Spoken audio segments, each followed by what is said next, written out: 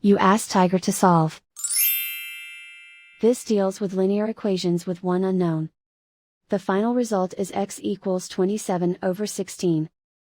Let's solve it step by step. Simplify the expression. Multiply the fractions. Expand the parentheses.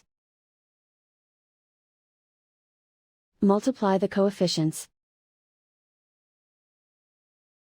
Simplify the arithmetic. Break up the fraction. Find the greatest common factor of the numerator and denominator.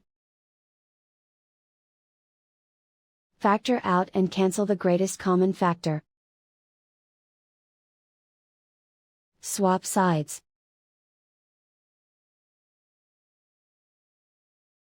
Group all constants on the right side of the equation. Add 4 to both sides. Simplify the arithmetic.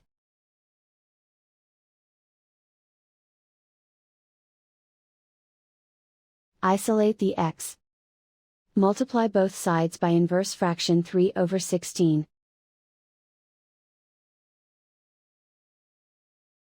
Group like terms. Multiply the coefficients. Simplify the fraction. Multiply the fractions. Simplify the arithmetic.